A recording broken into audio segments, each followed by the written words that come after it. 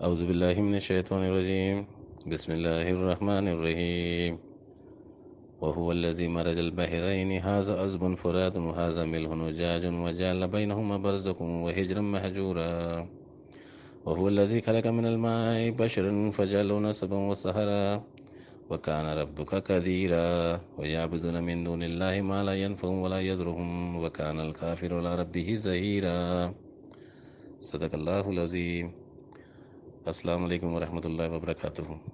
یہ سورہ الفرقان کی آیتیں ہیں جس میں ارشاد ہوتا ہے، اور وہ وہی ہے جس نے روا کیے دو سمندر، یہ خوشگوار ہے نہایت شیریں ہے، اور دوسرا خاری ہے نہایت کڑوا ہے، اور اس نے بنائے ان دونوں کے درمیان برزخ اور ایک مضبوط رکاوٹ، اور وہی ہے جس نے پیدا کیا پانی سے بشر کو، پھر اس نے بنائے رشتہ دار اور ناتے، اور ہے آپ کا رب قدرت والا۔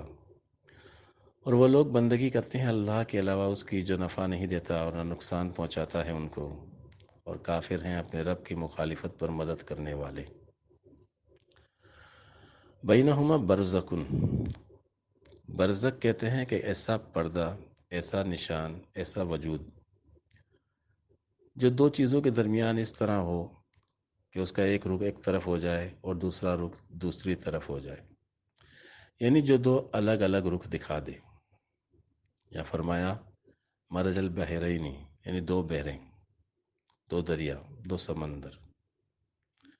آج دنیا نے مادی نقطۂ نظر سے یہ بات جان لی ہے کہ سمندر میں کچھ ایسے مقامات ہیں جہاں دو پانی الگ الگ نظر آتے ہیں۔ یعنی مراد یہ ہے کہ اللہ نے میٹھے اور کھاری پانی کو جدا جدا کیا۔ میٹھے پانی کے بغیر زندگی آگے نہیں بڑھ سکتی، اسی لیے بائبل میں کہا گیا کہ اللہ نے پانی کو پانی سے جدا کیا، یعنی کھارے اور میٹھے پانی کو جدا کیا تاکہ زندگی آگے بڑھے۔ جو اصول مادیت میں ہے وہی اصول روحانیت میں ہے۔ جس طرح مادیت میں میٹھے پانی کے بغیر زندگی کا کوئی تصور نہیں ہے، اسی طرح روحانیت میں کریم وجود، روحانی وجودوں کے بغیر زندگی کا کوئی تصور نہیں۔ ایک روایت میں ہے کہ سیدنا ابوبکر صدیق رضی اللہ تعالیٰ عنہ نے ایک موقع پر نبی کریم صلی اللہ علیہ وسلم سے فرمایا، یا رسول اللہ، میں نے آپ سے عمدہ صورت میں کسی کو نہیں دیکھا۔ اسی موقع پر دوسری طرف ابو جہل لعین آتا ہے اور وہ کہتا ہے کہ میں نے آپ سے زیادہ کبھی صورت نہیں دیکھی۔ یعنی شیریں وجود، تسکین بخش وجود، فرات والا وجود سیدنا ابوبکر صدیق رضی اللہ تعالیٰ عنہ کا وجود ایک طرف ہو گیا، اور ایک خاری وجود، کڑوا وجود جو کہ ابو جہل کی صورت تھا، وہ ایک طرف ہو گیا۔ میرات العارفین میں سیدنا امام حسین رضی اللہ تعالیٰ عنہ نبی کریم صلی اللہ علیہ وسلم کی ذات کے بارے میں فرماتے ہیں کہ آپ کی ذات برزخ جامع ہے، یعنی برزخ کبریٰ ہے۔ آپ کا وجود برزخ کبریٰ ہے اور برزخوں کا جامع ہے، یعنی تمام برزخیں آپ کے وجود سے جمع ہوئی ہیں۔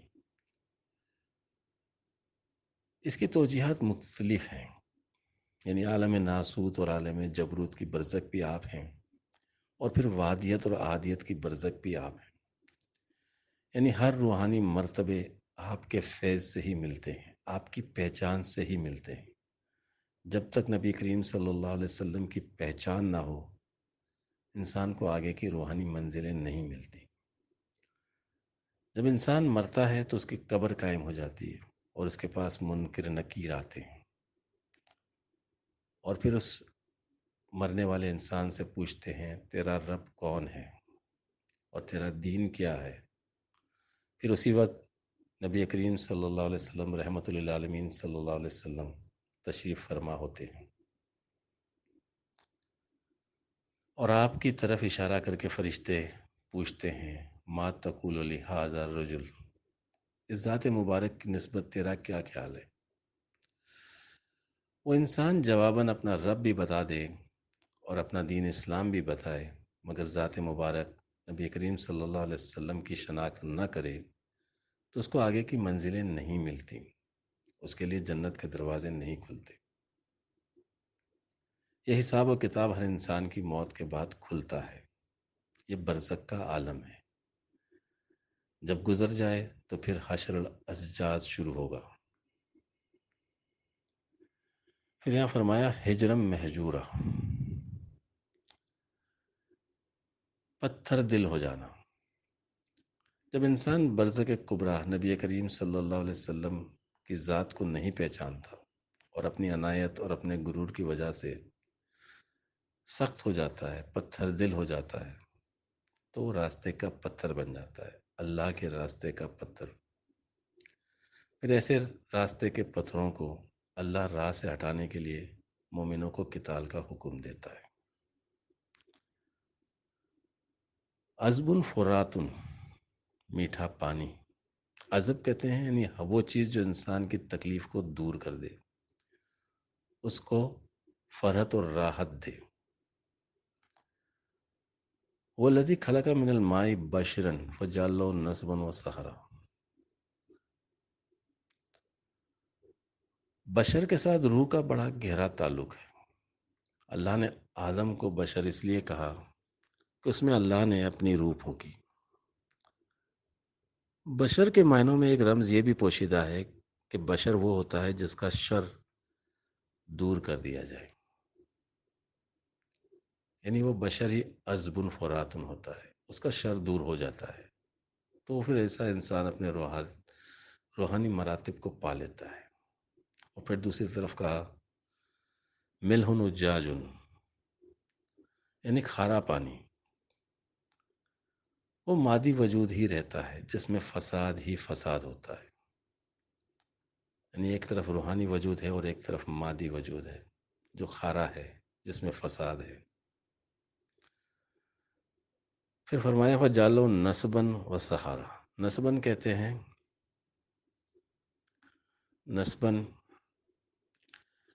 یعنی وہ سلسلہ جو باقی رہنے والا ہو.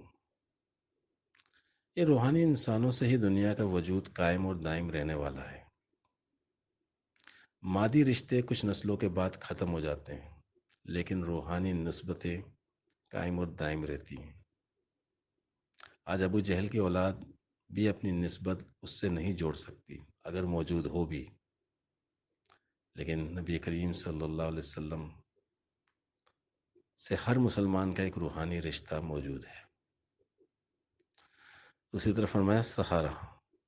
سہرا وہ رشتے ہوتے ہیں جو دوریوں کو ختم کر کے بنتے ہیں، یعنی صحبت سے بنتے ہیں، یعنی روحانی رشتے.